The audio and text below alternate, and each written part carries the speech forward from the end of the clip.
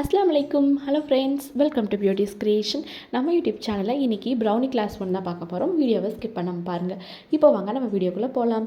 So இன்றைக்கி தஞ்சாவூர்லேருந்து ஒரு 1/2 kg brownie order வந்துருந்துச்சு. ஸோ அந்த ஆர்டரில் நான் என்ன ரெசிபி யூஸ் பண்ணணும் அதை தான் உங்களுக்கு கூட ஷேர் பண்ணிக்க போகிறேன். மேபி நீங்களும் வந்து ப்ரௌனி சேல் பண்ணணும் அப்படின்னு ஐடியாவில் இருக்கீங்கன்னா இந்த ரெசிபி கண்டிப்பாக உங்களுக்கு யூஸ்ஃபுல்லாக இருக்கும். ஸோ ப்ரௌனி செய்கிறதுக்கு ஃபஸ்ட்டே வந்து பார்த்திங்கன்னா டார்க் அமௌண்ட் ப்ளஸ் பட்டர் ரெண்டையும் வந்து மெல்ட் பண்ணி எடுத்துக்கிட்டேன். டார்க் அமௌண்ட் பார்த்திங்கன்னா 115 கிராம், பட்டர் வந்து 75 கிராம். ஸோ இது ரெண்டு தான் மெல்ட் பண்ணிக்கணும். மிக்சிங் பவுலில் 2 முட்டை எடுத்துக்கிறேன். 2 முட்டை வந்து ரூம் டெம்பரேச்சரில் தான் இருக்கணும். அதை வந்து இந்த அளவுக்கு ஒரு லைட் எல்லோ ஷேட் வர மாதிரி மிக்ஸ் பண்ணிக்கலாம்.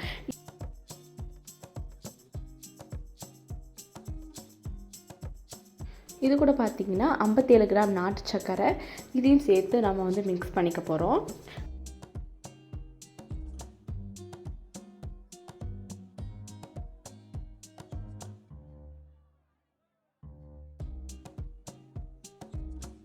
இந்த மாதிரி ஓரளவுக்கு வந்து நம்ம மிக்ஸ் பண்ணிக்கலாம். இது கூட வந்து பார்த்திங்கன்னா 53 கிராம் நார்மல் சுகர் எடுத்துக்கிறேன்.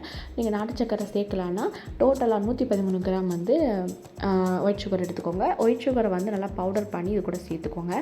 ஸோ சேர்த்துக்கிட்டு நம்ம நாட்டு சக்கரை இந்த ஒயிட் சுகர் நல்லா வந்து நம்மளுக்கு கரைஞ்சிக்கணும். ஸோ நம்ம நல்லா எந்த அளவுக்கு நம்மளுக்கு கரையுதோ, எந்த அளவுக்கு நம்ம மிக்ஸ் பண்ணுறோமோ அந்த அளவுக்கு ப்ரௌனி வந்து நல்லா கிரிங்கிள் டாப்போட நம்மளுக்கு கிடைக்கும்.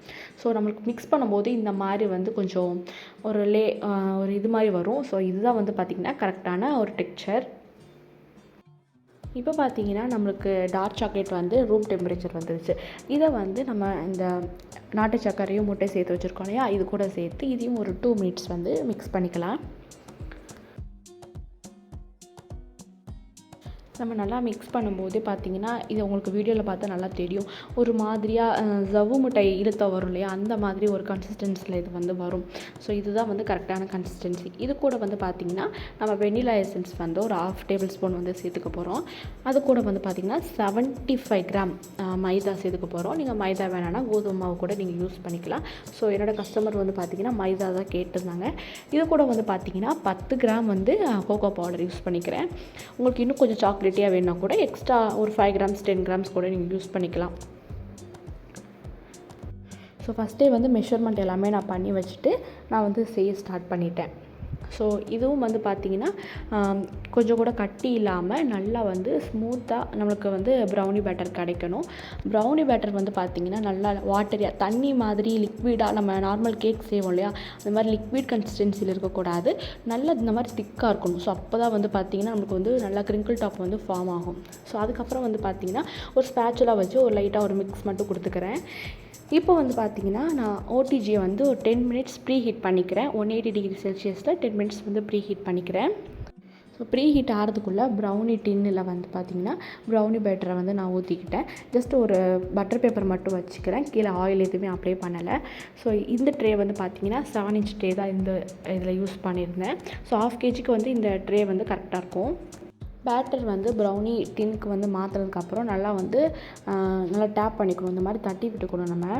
ஸோ அப்போ தான் வந்து பார்த்திங்கன்னா ஏர் பபிள்ஸ்லாம் வந்து ரிலீஸ் ஆகும். இவங்க வந்து பார்த்திங்கன்னா நிறைய சாக்லேட்ஸ் போட்டு ப்ரௌனி கேட்டிருந்தாங்க. ஸோ அதனால் மேலே வந்து நிறைய சாக்லேட்ஸ் வச்சுட்டேன். இப்போ வந்து ப்ரௌனி டின் இருக்கு இல்லையா, இதை வந்து நம்ம ஓடிஜியில் வச்சு 25 to 30 மினிட்ஸ் வந்து 180 டிகிரி செல்சியஸில் வந்து பார்த்திங்கன்னா பேக் பண்ணி எடுத்தோன்னா சூப்பரான ஃபஜ்ஜியான நல்ல பர்ஃபெக்டான கிரிங்கிள் டாப்போட ப்ரௌனி வந்து கிடச்சிரும். நீங்கள் ஒரு ப்ரௌனி லவராக இருந்தீங்கன்னா கண்டிப்பாக இந்த ரெசிபி வீட்டில் ட்ரை பண்ணி பாருங்கள். உங்களுக்கு இந்த வீடியோ பிடிச்சிருந்தால் லைக் பண்ணிக்கோங்க. மறக்காமல் நம்ம சேனலை சப்ஸ்கிரைப் பண்ணிக்கோங்க. இதே மாதிரி யூஸ்ஃபுல்லான வீடியோட நான் உங்களை வெயிட் பண்ணுறேன். தேங்க்ஸ் ஃபார் வாட்சிங்.